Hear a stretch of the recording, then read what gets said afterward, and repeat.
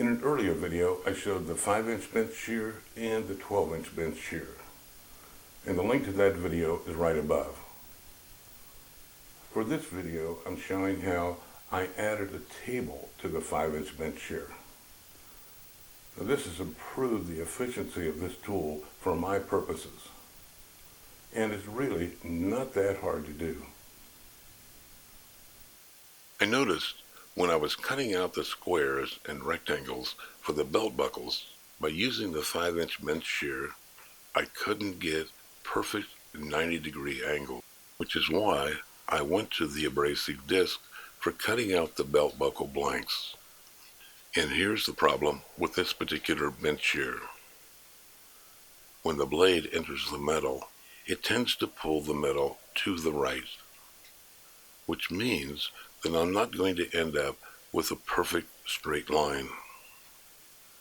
The bench shear comes with this hold down, but I haven't found it to be particularly useful. So this is what I have come up with: a table for the bench shear using 1.5 inch angle iron by 1/4 inch thick. As you can see, the first step is to remove the blade from the bench shear. Cut a 5.5 inch section of angle iron.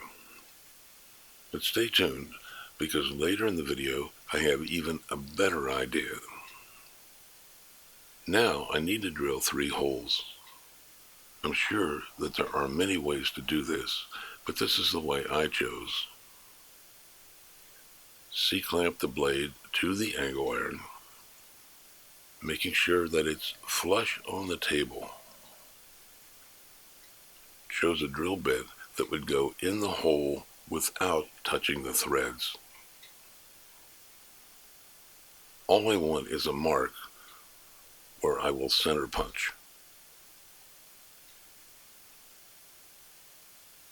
Once I have that mark, I can center punch and drill the hole out on the drill press.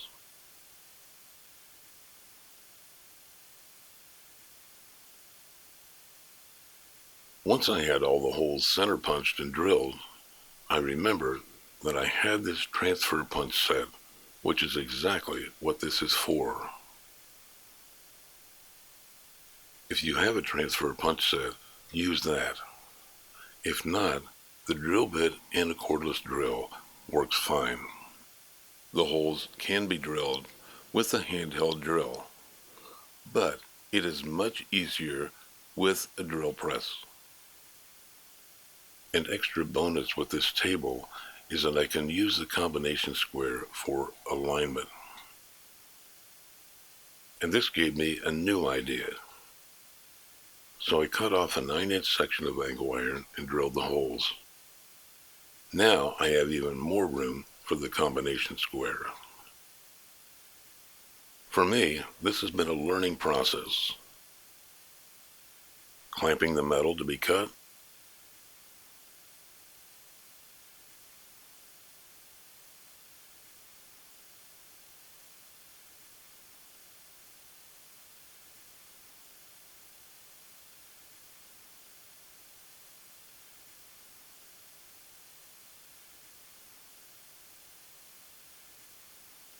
and what I end up with is a perfectly square cut. Here I'm cutting off a longer piece. Adding this angle iron table expands what I can do with this shear. This is a versatile piece of equipment. You'll find these shears in jeweler studios, shops such as mine, as well as welding and fabrication shops. I purchased this 5-inch shear years ago. It was $55 then, and today it's $65. Not much of an increase. You can buy short sections of angle iron at a builder's supply, such as Home Depot or Lowe's. The local hardware here sells 12-inch sections of angle iron. You don't need the 1/4 inch thick angle iron that I use. 1/8 inch would be adequate. I just used what I had. Depending on the thickness of the angle iron, you may need some longer bolts.